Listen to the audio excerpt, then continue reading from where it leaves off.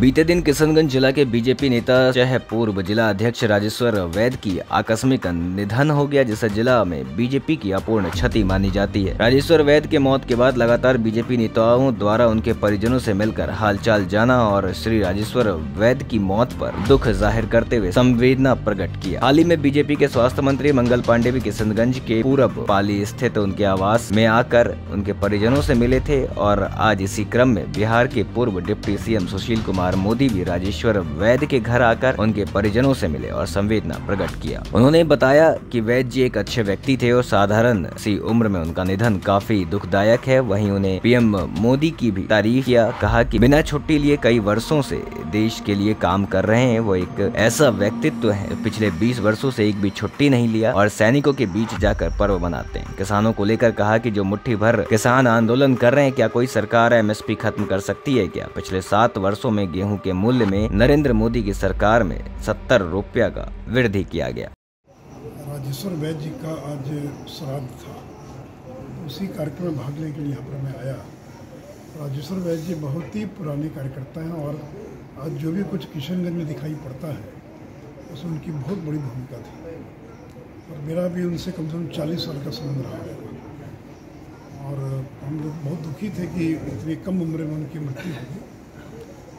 और साथ ही साथ किशनगंज जिले में बड़ी संख्या में कोरोना के दौरान लोगों की मृत्यु हुई थी।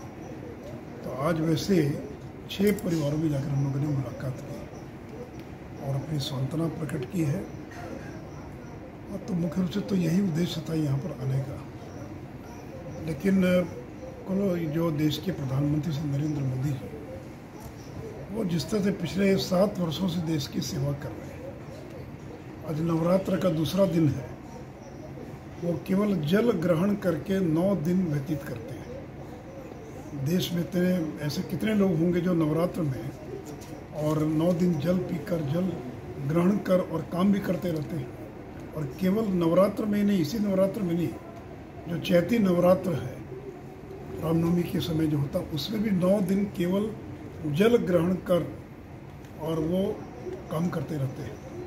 और ऐसा व्यक्ति जिसने पिछले 20 वर्षों में एक दिन भी छुट्टी नहीं ली, 13 साल तक वो देश के गुजरात के मुख्यमंत्री रहे और पिछले 7 वर्षों से देश के प्रधानमंत्री हैं। तो संडे मंडे कोई दशहरा दिवाली कुछ नहीं, और हर बड़े पर्व को वो सैनिकों के बीच भी जाकर मनाने का काम करते हैं। और देखिए, नरेंद्र मोदी जी ने जवानों के लिए और किसानों के लिए दावा कर सकता हूं कि 75 साल के अंदर किसी भी सरकार ने इतना काम नहीं किया होगा। और आज जो कुछ मुट्ठी भर किसान पंजाब में या कुछ जगहों पर आंदोलन करते करते कि एमएसपी खत्म कर देंगे, कोई सरकार एमएसपी खत्म कर सकती है क्या? 80,000 करोड़ रुपए की गेहूं खरीद हुई है इस साल। और एमएसपी की जो बात करते हैं, गेहूं के दाम में पिछले 7 साल में करीब 70 रुपये की वृद्धि की है नरेंद्र मोदी की सरकार ने। मैं बिहार के किसानों को धन्यवाद देना चाहूँगा जो राजद कांग्रेस के मुकाबले में नहीं आए और जो पूरी तरह से नरेंद्र मोदी जी के साथ खड़े हैं। तो पिछले 20 वर्षों में उन्होंने जो काम किया और खास करके 7 वर्ष देश के प्रधानमंत्री के रूप में, और जिस समय कोरोना की लड़ाई चल रही थी उसी समय सीमा पर चीन के साथ भी तनाव पैदा हुआ। तो एक और चीन का मुकाबला करें, दूसरी ओर corona. Sir, Bharatiya Janata party के वरिष्ठ नेता और बिहार के पूर्व उप मुख्यमंत्री और अभी वर्तमान में राज्यसभा के सांसद माननीय श्री सुशील कुमार मोदी जी का आज किशनगंज दौरा था और हमारे पार्टी के बहुत ही वरिष्ठ नेता राजेश्वर वैद जी का मृत्यु हुआ था। उनका श्राद्ध का कार्यक्रम में वो भाग लेने आए थे। उनकी इच्छा थी कि किशनगंज में और भी जो लोग कोरोना से जिनकी मृत्यु हुई है उनके भी परिजन से जाकर के मिलें और उनको सांत्वना दें।